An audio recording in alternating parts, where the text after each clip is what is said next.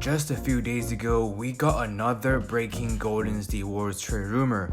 Blue Tree Reports published an article saying that the Dub Nation have had trade discussions with the Indiana Pacers regarding center Myles Turner. To be more valid, Kevin O'Connor of the Ringers also reported that the Pacers are shopping Turner to multiple teams. So at this point, don't be surprised that if Turner wear a different jersey next season. The Warriors have the 7th and 14th pick in this year's draft, and with loads of capitals, a lot of moves can be made. If you guys have been following my content for a while, I made a video last offseason talking about the possibility of the Warriors getting Myles Turner, and here we are talking about this topic again, so this just shows how little he can be for this Warriors franchise. In today's video, we'll be talking about 3 trade packages the Warriors can offer to the Pacers for Myles Turner, and with that being said, let's roll the intro. Hi. I'm on my match in the dark. I'm on my match in the dark. I'm on my match in the dark. I'm on my match in the dark. I'm on my match. Yo, what's up guys, Jason's here back with another video. If it's your first time watching, I make NBA content on a weekly basis, so don't believe that subscribing and turn on the notification bell and you'll be the first one that features more awesome videos just like this. Especially with the fact that the draft is tomorrow, I have a ton of content for you guys ready. Last season with the Pacers, Turner was able to average 12.6 points, 6.5 rebounds, 1 assist, and 3.4 blocks while shooting 33.5% from the arc.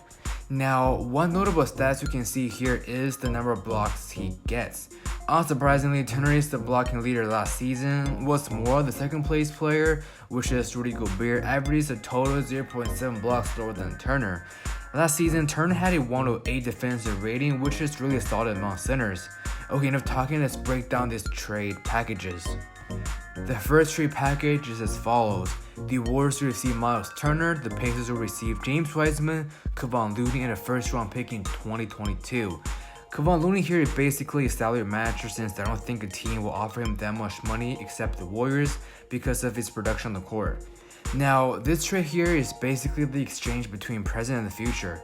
The Warriors here will win the present as they'll be getting Myles Turner, who is a developed center with elite rim protection and some level of shooting, as he is able to knock down 33.5% of his shot from the arc. James Wiseman, on the other hand, has a lot of talent but is yet to be developed. The Warriors have to include one more first round pick here because James Wiseman is still somewhat a question mark. Now, if this trade happens, the Warriors have a starting five with Steph Curry, Klay Thompson, Andrew Wiggins, Draymond Green, and Myles Turner. Most importantly, they will still have the assets to acquire a star like Bradley Beal, so it leaves quite a bit more flexibility for future moves. The second trade package is quite interesting because it includes more players. The Warriors will receive Myles Turner, T.J. Warren, the 13th overall pick. The Pacers will receive Andrew Wiggins, James Wiseman, the 14th pick. From my perspective, this trade makes a lot of sense for both parties.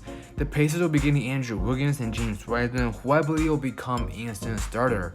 As of right now, the forward spot is really weak for the Pacers. Wiggins' presence on both sides of the court will help the Pacers speed up their rebuild process, and James Wiseman can perfectly fill in the role of Myles Turner.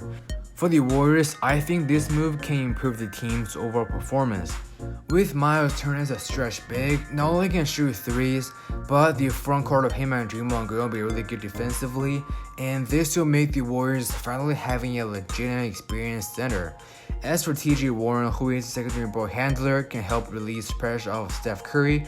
Unlike Wiggins, who is more like a shot creator and slasher, they cannot quite handle the ball around the offense. With this trade, the Warriors can save about $10.2 million in cap space, which means they can go ahead and package both lottery picks, some bench players, and maybe Oubre for one more all-star. Even if the acquired player is a forward, the Warriors can just put T.J. Warren on the bench, and no surprise, he'll be the first option when it comes to backup. Last but not least, the third trade package here is my favorite because it will completely change the dynamic of this Warriors team.